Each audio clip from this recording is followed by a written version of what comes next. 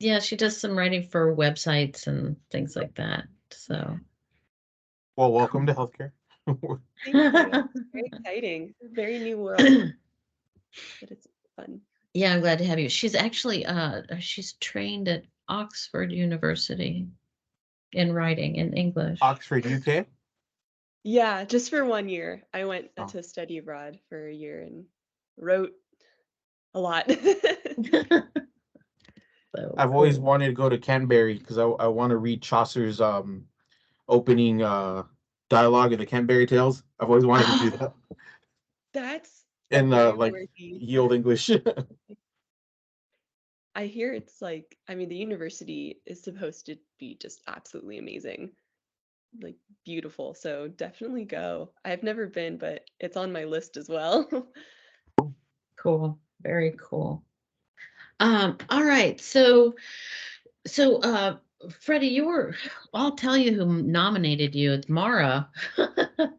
So she yeah, and yeah, she's just been really impressed with all the work you did to get us through the pandemic.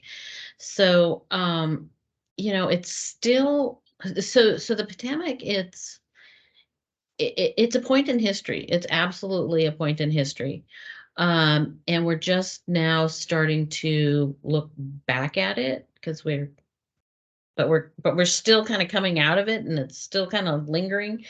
Um, but looking back at the pandemic, we'd like to hear your thoughts about the pandemic in general and how it affected our hospital. Some of the key things that you did to help get us through. I know you stood up the command centers daily, multiple times a day, etc. Lots of reporting out. And then I know that you helped other hospitals.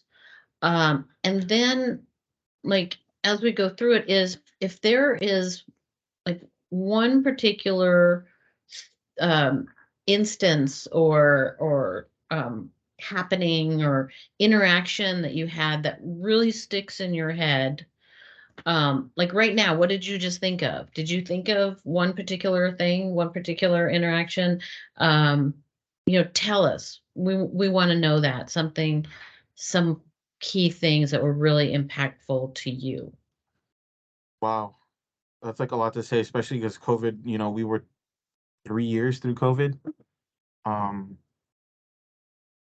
One of the first things that stuck in my head was I remember almost getting beaten up at one of the county had supplies for us and they told us to go pick it up, but I had to wait until our pickup truck for the hospital was able to pick up the supplies.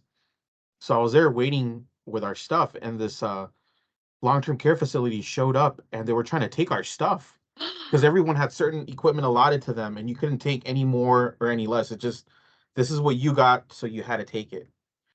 And he was a bigger guy, and he was a way bigger guy. And I was like, "Hey, you can't take that. That's my stuff." And then he cursed me out, and he's putting it in his pickup truck, and I'm like getting it back. I'm like, "This is my stuff. You already got yours." And then he just started yelling at me and becoming like really agitated and aggressive. I was like, "Damn, I'm about to get my ass kicked right now." But some other people came out, and then he kind of gave a look around, and then he just like hopped in his truck and then just left. And I was like, oh my God, I almost got beaten up for supplies. I remember telling Wow. that to Mara and the command team, where I was like, I almost got beaten up for picking up our first batch of supply, one of our first batches of supplies. I don't think it was the first one, but it was one of the first ones. Wow. Okay, so that speaks to how crucial the supply shortage was. And Yeah. people, yeah, Other hospitals and facilities were stealing supplies. wow. Do you remember exactly what kind of supplies they were? Were they It was PPE. It was like gowns, masks, N95s, surgical masks, face shields. I want to say the booties too, okay, but it was okay, definitely PPE stuff. got it. Wow. Wow. That was one of the major moments that stuck out. The other one was I do remember our sister hospitals asking for advice on how to fill stuff out and how to submit requests to get supplies. And at one point, I even had corporate asking me to follow up with other facilities and see if they needed help on how to request stuff and just help showing them how to fill out resource requests. That was one.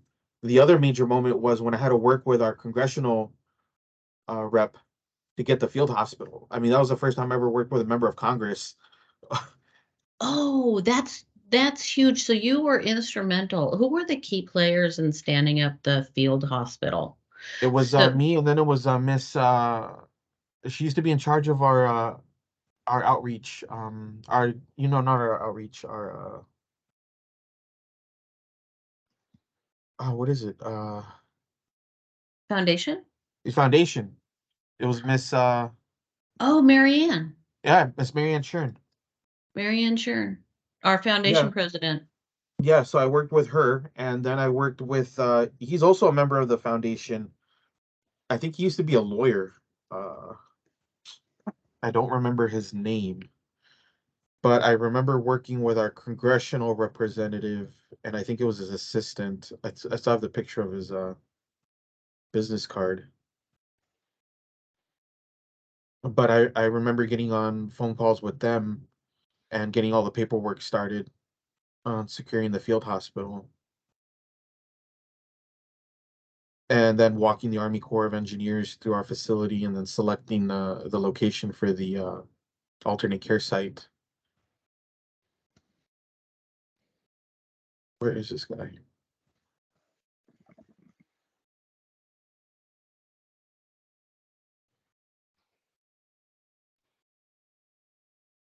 I saw pictures when NBC and all those were in front of the hospital Mm-hmm. right when COVID happened.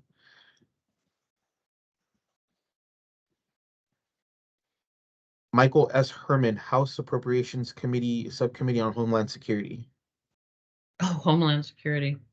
Yeah, he's on the Wow. subcommittee, so he's our congressional reps assistant to, I mean, representative to the Homeland Security Committee. Got it. But it So, was Marianne Sharon, Carlos Victor, and Dan Maldonado. oh, yes, yes, Maldonado. He's the lawyer, isn't he? I think he's a lawyer, but I worked with all of them in order to get the hospital. Right. And then I also worked with the governor's office and the mayor's office. Um, I was able to get the generals here for the Army Corps of Engineers and the medical. You remember when the Army That Corps, the was nursing? you? Yeah, that was me. And you know what? I never got to meet him either. I'm so upset about What? that. I did. Yeah, I That's brought them in. crazy. Okay, so how did you go about, so you got the Army Corps of Engineers here and the generals? Yeah, so the Army Corps of Engineers, when I submitted the resource request for the field hospital, we ended up being one of the they were looking at 12 other hospitals at where to build. But I was able to show them that we were so impacted because we were taking all the patients from county. County was closing all the time, and we would start getting all their patients. And then we had times that our wait times were over like 24 hours. Sometimes I think we had a couple people in the ED waiting room for like 3 to 4 days because we Oh, had no more beds. And we still kept on getting more because the county would shut down. So Mars like, Freddie, I need you to submit a resource request or talk to whoever you can to see if they can build a shelter or something that we can start sending people over to. So I submitted a resource request, and at first the county didn't want to accept it, but I knew some people at Sacramento with Calo ES, and I was like, hey, look, this is what's going on. Can you help me out? We really need it. This is the number of patients that we're seeing. We're completely full. Our wait times are this. Can you guys at least take a look at it? And they're like, you know what? Send it back again because it got denied the first time. Just submit it, let them know just to forward it to us anyways, and then we'll work on it from there. So I told the county, they forwarded it. Then the Army Corps of Engineers called me, and I think this was like on Christmas Eve that I got in contact with the Army Corps of Engineers, and they're like, yeah, we'll come by your facility and we'll do a walkabout to see how we can help you guys out. So that's when I got you involved because they were coming down, and Mar wanted me to get you in, right. and They were looking at us. They were still looking at other facilities, but I kept on plugging it with them. Like, we really need this. This will really help us out. We're one of the most impacted hospitals in the county. That's not an LA County facility. And I worked with Ms. Shern and our congressional rep and the governor and the mayor. And eventually we got approved for it. Awesome. So, so Samantha, the field hospital was built out as overflow because the hospitals in and around LA were literally, including ours, was literally bursting at the seams. Mm. I remember that too. I do remember seeing photos of it, I think when it was first put up. Like it was an incredible facility. Like it Yeah, was like it yeah. was I took a lot incredible. of photos. I've got great photos. Yeah, it Yeah, was really cool. It was one of those sprung like, structures. totally. It That was was like, actually the biggest field hospital the Army Corps of Engineers has ever built. They built Oh, another that's a small cool one. fact. Yeah, they built another one. It was only an emergency department built out, and it was only like, I want to say 16 additional beds, and it was for Mission Community Hospital in I want to say they're in San Fernando Valley. That's the only other Mhm. one that they built. But we were the biggest one that they've ever done. Wow. So what was the capacity of the field hospital bed-wise? I don't remember. I I'd have to look back at my records, but it was either 62 or 82. But I have Okay. to look at that. That's a lot. That's a lot. Yeah, I remember just they were converting all sorts of spaces to patient, inpatient care. Even the building I'm in, they converted to COVID clinic. Yeah, we tried to, even before we went to the field hospital route, we tried to convert the gym, but there were so many issues with the gym that Oh, I it was remember not that. practical to do that. Yeah, because we walked it with a construction team to see if they can add in Got O2 it. tubing and some other stuff that they needed, but it wouldn't have worked It's out. too old, yeah. The gym belongs to the church it's right next door. how Um, long how long did it take to get the hospital up?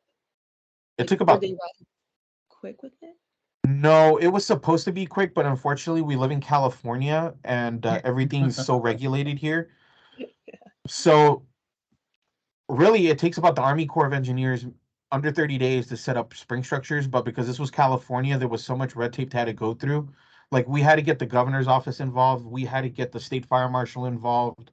We had to get the California Department of Public Health licensing, and I forget what else it's called, but we had to get them involved because it didn't meet fire codes for the state of California. So it was kind of weird. They're like, we won't license it and we won't inspect it, but they're like, you guys can use it, with the exception of, as soon as the disaster's over, you guys cannot use it for anything. It has to come down. oh, okay.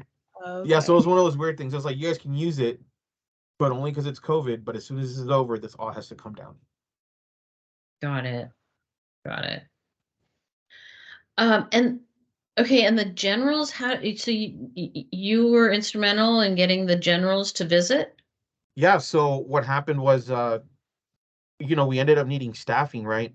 So I right? submitted resource requests for staffing, and the county was denying everything. But I knew some people at Cal OES, and I told them, hey, I need staffing, and they said, well, I'm just sorry, submit it Talo, again. yes, I don't know what that is. California Office of Emergency Services. It's the governor's disaster people. Oh, okay, okay. So they told me just submit it again, tell the county to set it up forward. We'll work on it once we get it. I submitted to them, and in the beginning, we ended up getting National Guard teams. So that's how we got the National Guard adjutant general. I forget what he's called, but the first general was the National Guard guys. Okay. And then I started getting other resource requests that I submitted for personnel, and we ended up getting DoD, those DoD mixed teams. So that's when we got they're from like, I forget what they call them, AMED or somewhere in Texas. That's where they came from. Okay, okay. And once I got those teams, their staff, like their aide de camps, were like, "Hey, we're sending teams to you guys. Our generals would like to come by and pay a visit and see how the troops are doing there with you guys. And then that's when Right. I was like, okay, let me hand everything over to, I think Trish, no, Pat was first. So I used to give everything over to Oh, Pat, and Pat then Pat Stone, would work. right. Yeah, she would, work all that stuff out with them coming in. Right. Yeah, and I remember we got a number of different rounds of generals, like two that I can think of, but the last one was General Van Herk, which is like he reports to the president.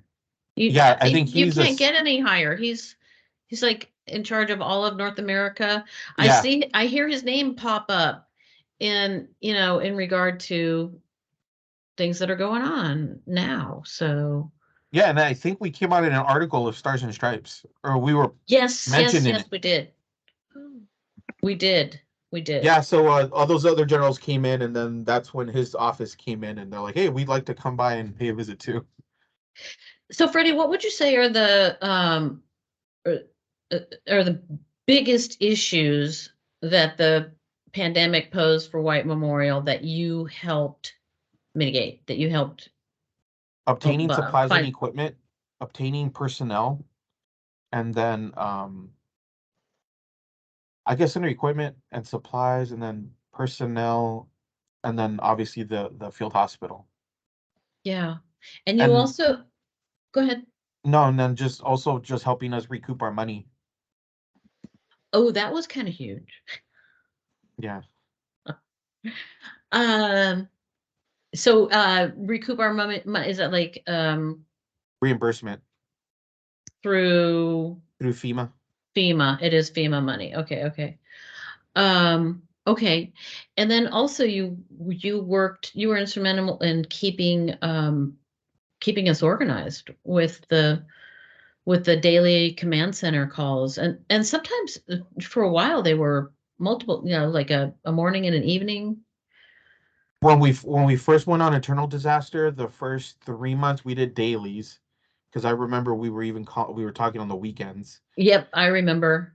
and sometimes they were when we had other issues pop up, we would have command calls like in the evening out of Yeah. nowhere.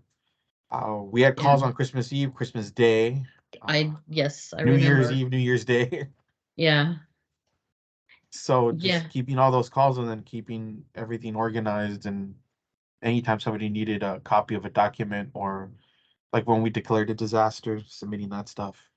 Yeah. So the Samantha, the command center calls were comprised of a representative from every department unit within the hospital. We would all get on the phone at once. A conference call. It would be a conference call and do report outs. And then Yeah. we went over who needed what. Yep. I'd go over what research requests we submitted, what we received, or when we were going to receive it. Yeah. mm, Yeah. Yeah. I'm Yeah. glad to say that most of all of our resource requests were filled. There were some that I couldn't get, but pretty much everything that we asked for, we were able to get. Yeah. Yeah. Um, but it was hard. It was a lot of work. And No, it like, was really hard. I remember being on conference calls because the county had conference calls too for us. So I was on conference calls with corporate. I was on conference calls with LA County. I was on conference calls with the state, on conference calls with the federal government. And sometimes on some of these calls, I remember people freaking out and crying, like other hospital people just freaking out. I remember this one lady just crying, like, "Help us out. We can't do anything." And she's just crying. oh my And they're trying to gosh. calm her down. And I'm not surprised. I'm not oh yeah, it surprised was there because it was a was couple of that moments. scary Yeah. and that intense. And then also got us the temporary air liquid air. Oh, right, right. Because remember, we couldn't meet the demand. Our system kept on dropping because we had so many people. So before we Yeah, got the really big truck, I was able to bring the 500-gallon one to help out until we were yeah, able to receive the bigger one. yeah. I know Cesar Medina Robles was very thankful for that. Yeah. He's our facility guy. So what that is, Samantha, it's the oxygen supply um, mm, that feeds into the patient rooms. So that's the big supply outdoors. But yeah, we discovered that there wasn't enough flow coming through the outlets in the patient rooms, and it was because we were overtaxing our system. We'd never had so many patients near nowhere. Hey, Freddie, do you happen to know the numbers like typically? Because I think I remember somebody throwing some numbers out there about, typically we use X amount, that's on the typical, average, but now we're at, and it was, Yeah, it how was much we were inches. Like using typically we use about an inch of liquid oxygen, but per, I forget how big our gallons are, but we typically use an inch. But per during what? the worst part of during normal operations, we normally use about an inch of liquid oxygen. Per day, per hour, per, It's like per day. I'll have to follow with Juan to get oh, the okay. numbers. Yeah, he was But here. typically we use about an inch. But during COVID, we were using about 15 to 20 inches. And at one point, we ended up getting letters from our oxygen providers. They're called force measure letters, where they might not meet our demand, and it's like they're kind of washing their hands of it, where it's like you guys are on your own. Wow. Yeah, we received force measure letters with the O2, and then even the big container that we ended up bringing in. The reason I got the small one was they were telling us that it could possibly be about a month to 2 months lead time until we were able to get the replacement, because every hospital was experiencing pretty much the same thing. So I was able to get us a 500 one to help us offset until we were able to get a bigger one. So I would say during the pandemic, our hospital, we were under just as much pressure as any other hospital, but the way that we all pulled together and the things that, like the supplies and the oxygen, the field hospital, the staffing, um, we did really well. The emergency management was amazing. No, we Amazing. did. Compared to other hospitals, we did a lot better. I mean, we had our issues Yes. and we had our struggles. Everybody did, but we actually did better. It was bad, but we did better. I had some Yeah. doctors saying, "Oh, you know what? At our facility, we don't have masks or we don't have this, Yep. but we had it here." Um, Yes. so it Because of ended people up, like you. yeah, kind of. But I always say that it was all of us. We all played our part. Like you did your part, I did my part. We all did what we were supposed to do. Yeah. And then in materials management, was Mike Briggs there during did he come over Yes, in fact, I during? worked with him all the time. We became best friends. Oh yeah, he's terrific. He's terrific. So Mike Briggs is our director of was it supply chain, material management, something Material like management. that. So cool. All right. So is there something in your background, your training that you feel helped prepare you to deal with the pandemic and the situation we had at the hospital during the pandemic? Anything in particular that you think really, really helped you be prepared? I think everything. Um, I think all my experience paid off. Like I believe everything that I learned in school and training, it all came to fruition and it helped out when I was here. Um, and also just the connections that you make. Oh, I put in some stuff on the In the chat. chat? Oh, thank you. Hold on, let me open that was only the stuff we received in 2020. I'd have to look through my other notes to see what everything else we got. So the issue with staffing is that not only did we have more patients and need more staffing to take care of the more patients, but staff was getting sick. Mm-hmm. So we And had then so many people out sick. It was crazy. it was also the guidelines that we had from corporate, because they said even if you came in contact with somebody who had COVID, Oh, you're right. then you had to go home for, I forget if it was like a week or two, but those guidelines hurt us too in the beginning, just because everyone was being exposed to somebody Right. with COVID, and we would lose all of them for about 2 weeks. Right. All right. Trying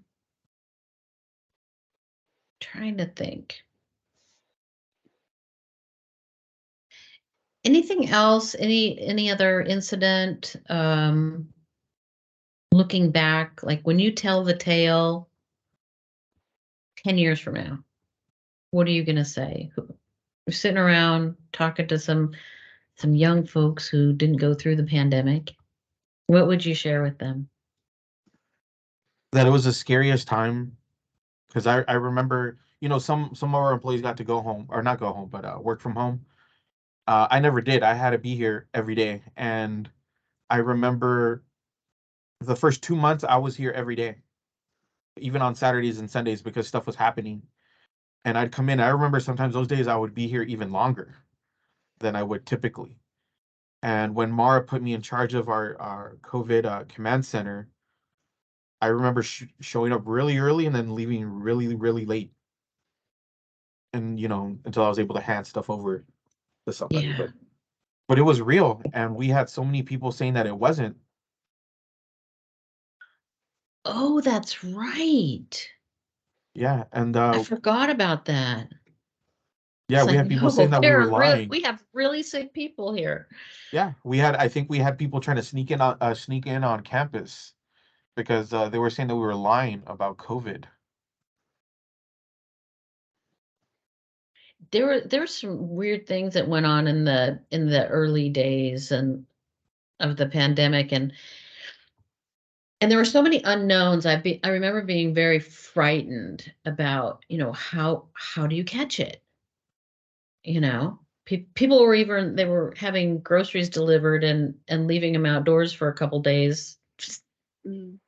so the germs would die or something, you know? I I remember somehow on social media, and I remember getting in contact with you about this. This was probably the first month of COVID, but somewhere somehow it leaked out that we were conducting COVID testing for everyone, and then we had people coming into the hospital trying to get COVID tested, Oh and then yeah. they were calling in and they were crashing our phone systems because they were just calling. We had so many people Right. calling in, and for sure, I remember some TSA people because they're like, "Oh yeah, they told us to come here and get tested." Like, what? Who told you to come here and I don't get know where tested? that came from. Yeah. Yeah, but we that was weird too. Yeah, I know for me, yeah, John told everybody who, like in marketing and communication and creative, he said, go home, work from home. You don't need to be here. I don't want you getting sick. We need you to work. But yeah, I worked every day for probably a year and a half, every single day. And a 12-hour day was a short day. It was pretty crazy. Yeah. Oh, So, and then we had all of this also started going down at the same time that we had the Black Lives Matter protesting. Remember the rioting that was oh, happening in LA? yes, yes, yes. And they wanted to come on campus. Like, no, no, no, no.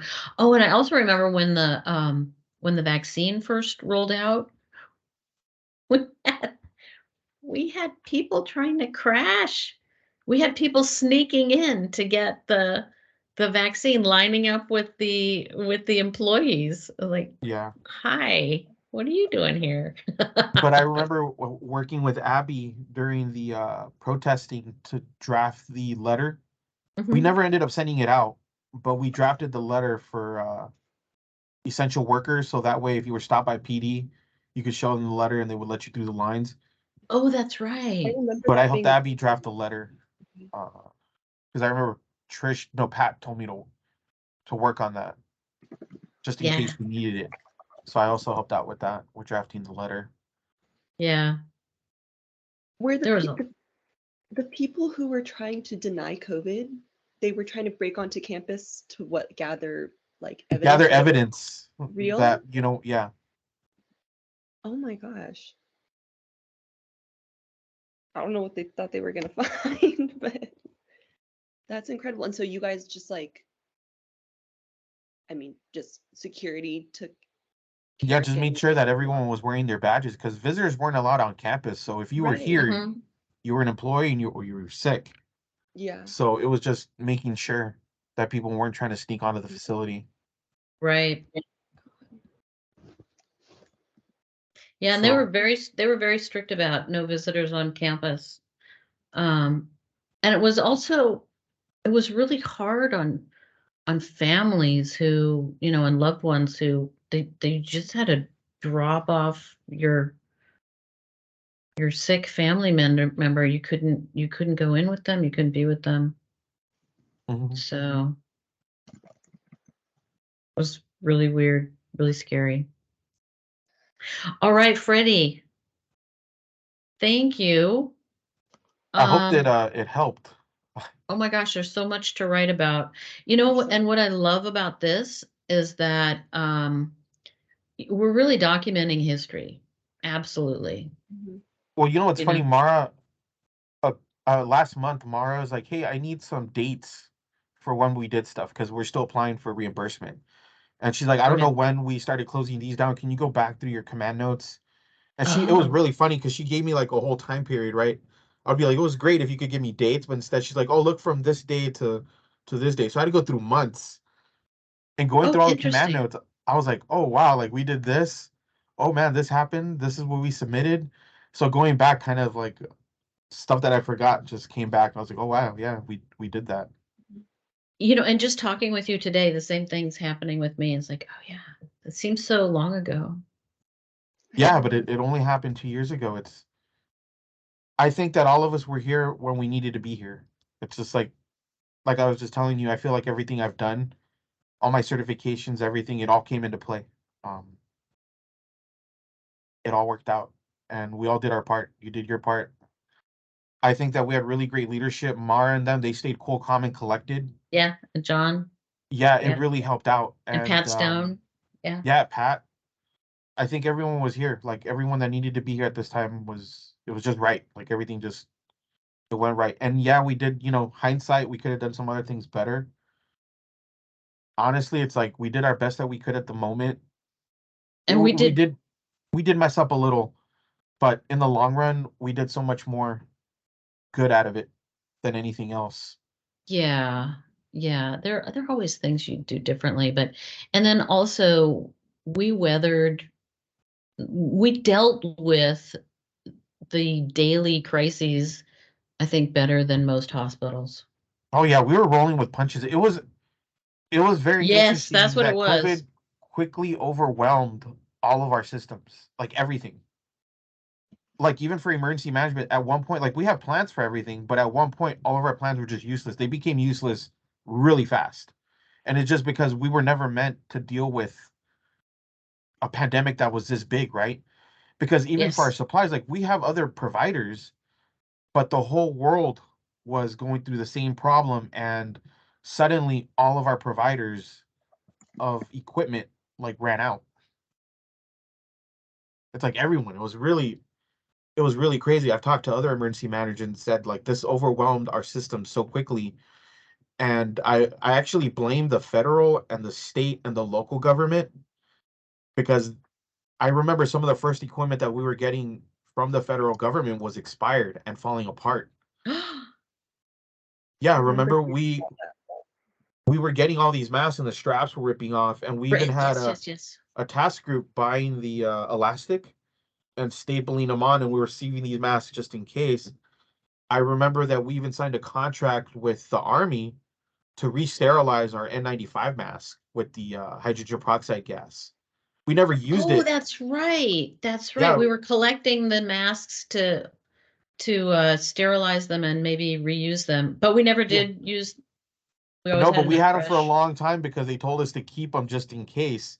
So we had like boxes and thousands of these reprocessed N95s in our I think Herman kept them, but we just threw them away Mm, a while like last year.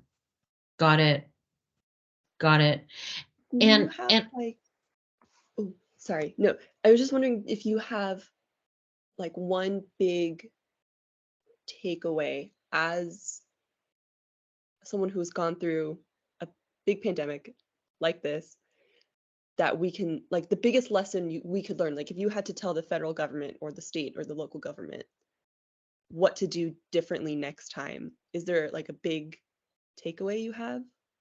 Yeah, that you really have to plan for the most impossible disaster imaginable. you know, hospitals, we do disaster exercises, and the hospital has done a pandemic exercise, not when I was here, but way before. Oh, I've only been involved in the earthquake ones. Yeah, but once upon a time, before I was even here, I have records that they did a pandemic exercise, but they're not realistic. Like everything resolves really quickly and all your systems work out. Where in reality, it's like this was an example where everything failed. We had to keep on coming up with new plans daily. So you have to plan for the unthinkable, the unimaginable, right? It's like that. This was it. This was our unimaginable. And I think one of the big things for us is that this was a global pandemic. So it wasn't like, oh, well, let's just reach out to you know, our hospital up in Portland and they can help us out. No. I remember our executives were they were contacting Adventist hospitals all over the world. Not only for advice, and then for assistance if they had it, but because the pandemic would like peak in different geographic locations at different times. So you could it would like it moved from the east to the west. Yeah. So they would be calling back east. So what are you experiencing now? What are you going through? What should we prepare for? Because we knew it was like moving across the country. So interesting. No, that was true. It always hit New York first, and then within 2 to 3 weeks, we'd get the wave. Mm. And then the initial wave wasn't as bad. It was more like the Delta and the Omicron. The first Omicron part were the worst ones for us for the facilities. But we had multiple peaks, and they would drop suddenly and then pick up and Yeah. stay up for a while and then drop, and it was really weird. Yeah. Yeah. Yeah. Yeah. Yeah. And I know they were reaching out, to Asia and to Europe as well. Mhm. Contacts. It's interesting how people really pulled together. Hmm. That was good. Cool, cool. Hey, Freddie, you got a emergency medical services agency. What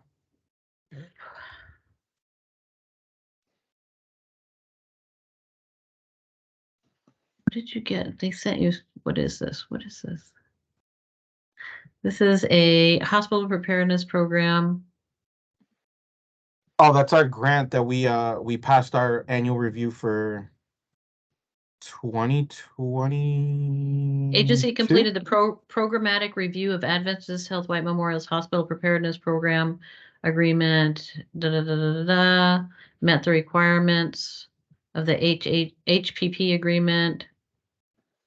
Under the leadership of Freddy Rodriguez, Adventist Health White Memorial's emergency preparedness program excels and is an outstanding example of an emergency department participant awardee in Los Angeles County. What's that? Yeah, so we met all of our requirements, testing, drilling. Oh, okay. And that's LA County and Yeah, LA that's all I County. counted. Because I know it's signed by like Hilda Solis and Janice Hahn and Catherine Berger and etc. Okay, cool. Cool. All right. So, Samantha, you've got like a book worth, right? Uh-huh. I have yeah, I have about 5 pages of notes here. So I have a lot to work with. And I also recorded it. I recorded it, and I'll share the recording with you.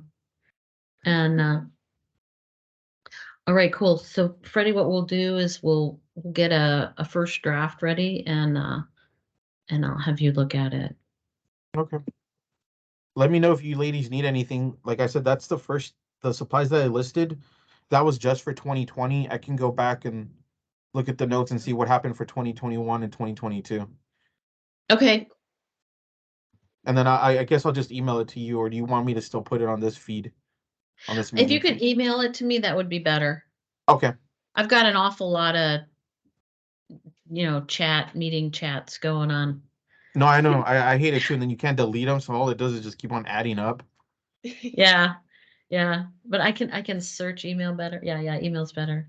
Yeah. Okay. I'll Anything send else, it to you. Samantha? You're good? I'm good. Yeah. Unless you have anything. All right. Thank you, Freddie. All right, thank you, ladies. Thank you so much. Freddie. It was Be I'll fun talk safe. to you meeting later. Bye. Bye. Mhm. Hey, Samantha, stay on for a second. Hi. Okay. Oh, that's not so much. That was so much. Okay, So lots. is he so great? He's so bright, he's just so He's on it. hardworking, smart, Yeah. and humble. Totally. No, like that's such a that is such a big role to play at a moment's notice when no one knows what's going on and you're given responsibility all of a sudden and you're like, can you figure this out? Huge.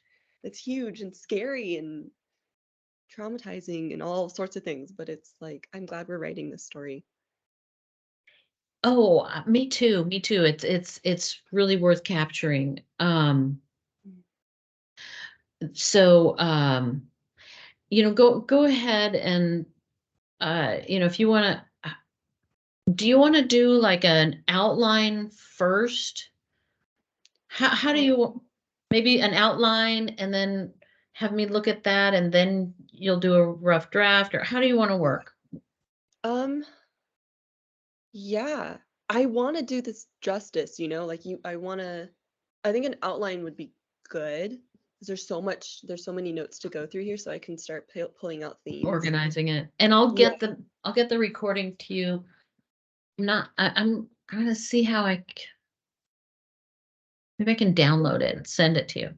Okay, yeah, whatever We'll figure works. it 'Cause out. I have a lot of notes, and I hope I got names right. I might have missed, I don't know if we should name names anyways, but Maybe not. probably not. Probably Maybe in some general, acronyms. our executives, or because like Pat Yeah. Stone, she retired. She's our nurse executive. So Trisha's in her place. Anyway, that's a detail. Yeah. Okay, cool. Just let me know when you want me to look at something. I Okay. I'd like to get this done like by the end of the week. Okay. Sounds good. Now I got to review the others. Take your time. Because I want to get those done too. Oh, the one nurse that you were writing about, they said hold on her. So we'll skip that one. That was the one that we were trying to, she got a lot of nominations from patients, but I was like, I need a story. I need a story. The one of Gemma or It was Jem. It was it Jem. was Gemma. Okay. Deanna's fleshed out really nicely. She's the one who got flowers for the Yeah. I love that and story. we took her photo last week. And I met her, so sweet. And I bought a flower for her to hold in the picture, Oh, and you'll see everything. You'll see everything. yeah. Oh, that's awesome. I can't wait. I really want to see the finished products, like when they're all Oh yeah, pretty of the photos. you will. Oh, You that will. makes me so happy. Yeah, cool. All right. All right. Have fun. Have fun. Yeah, I And will. I'll talk to you soon. Yeah, I'll send you something soon. Okay, thanks. All right. Have Oh, a good and night. like this one can go longer. Okay. I'm I'll kind of just work with seeing, it and we can cut when yeah, I'm needed. seeing this as like a story that we're going to want to share somewhere, because it's all about what we went through during the pandemic.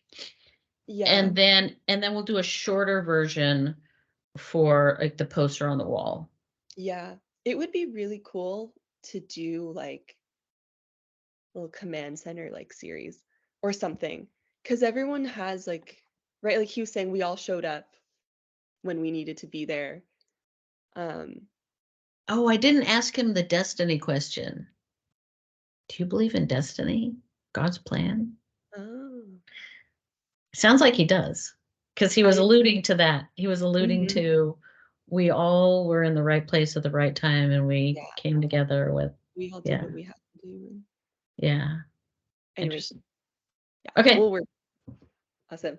Thank you. Thanks. Thank you. Of course. All right. Talk to you later. Have a Bye. good day. Bye.